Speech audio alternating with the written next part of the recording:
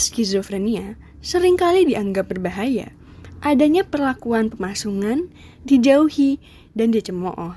Stigma ini melekat pada penderita skizofrenia dan mempengaruhi cara memandang, serta memperlakukan penderita skizofrenia, sehingga mereka seringkali mengalami diskriminasi dalam berbagai aspek kehidupannya. Bahkan, dari keluarga masih banyak yang selalu mengawasi, melarang keluar, selalu mencurigai, sehingga penderita skizofrenia cenderung terisolasi dan menutup diri dari pergaulannya.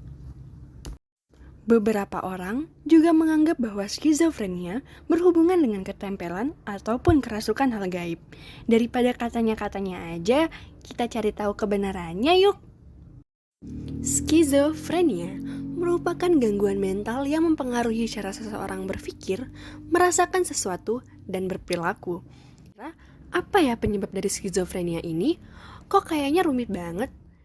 Fun fact dulu nih teman-teman, penyebab dari skizofrenia ini punya banyak faktor. Penelitian juga belum menemukan faktor utama dari skizofrenia ini. Tetapi beberapa faktor yang bisa menyebabkan terjadinya skizofrenia antara lain faktor genetik, faktor lingkungan, dan gangguan yang berasal dari sistem saraf di otak.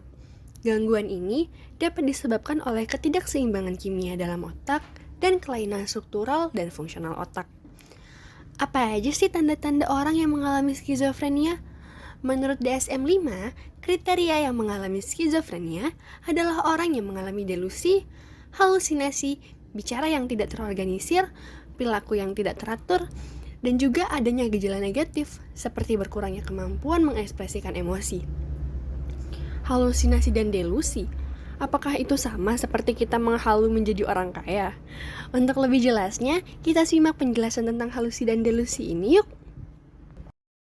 Halusinasi adalah ketika seseorang mendengar, merasakan, dan melihat sesuatu yang tidak nyata. Orang yang mengalami skizofrenia cenderung lebih sering mengalami halusinasi yang kompleks dan terkadang lebih aneh.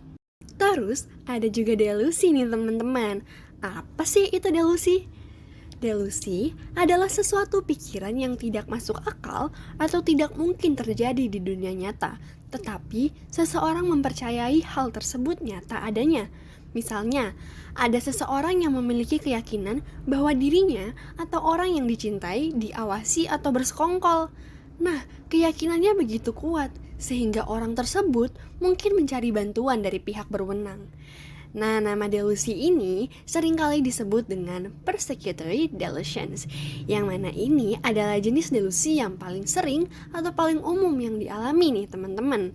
Kemudian ada lagi jenis delusi yang dimana seseorang percaya bahwa semua peristiwa atau semua komentar orang lain ditujukan kepada mereka. Seperti ketika melihat reporter yang sedang melaporkan berita, orang yang mengalami delusi ini menganggap reporter tersebut sedang melaporkan hal tentang apa yang dia lakukan. Nah, nama delusi ini biasanya sering dikenal dengan delusions of reference. Untuk gejala-gejala yang sudah disebutkan, diperlukan adanya tanda-tanda gangguan yang terus-menerus berlangsung selama setidaknya 6 bulan periode, atau setidaknya 1 bulan gejala halusinasi, delusi, pembicaraan, dan perilaku yang tidak teratur, dan juga kurangnya pengekspresian emosi. Jadi, jika kamu merasakan sesuatu yang aneh dari dirimu, segera hubungi profesional ya. Relapse atau kambuh adalah keadaan memburuknya suatu kondisi medis yang sebelumnya membaik. Relapse merupakan sesuatu yang mengikuti perjalanan pasien skizofrenia, karena skizofrenia termasuk salah satu penyakit yang memerlukan perawatan khusus dalam jangka waktu yang lama.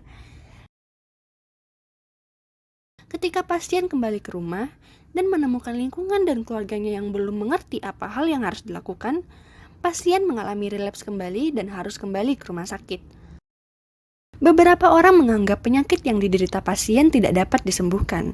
Pada kenyataannya, skizofrenia memang membutuhkan perawatan khusus dan obat dalam waktu yang lama. Tetapi, bukan berarti mereka tidak bisa hidup seperti halnya manusia biasa. Berdasarkan paparan tentang skizofrenia, yang dapat dilakukan untuk membantu penderita agar merasa lebih dihargai serta mengurangi tingkat keparahan gejala adalah dukungan sosial dari lingkungan sekitar. Penderita skizofrenia memiliki kesulitan untuk mempertahankan pekerjaan dan perawatan diri mereka sendiri, sehingga mereka memerlukan bantuan, dampingan, serta dukungan dari lingkungan sekitarnya untuk memperoleh kualitas hidup yang lebih baik.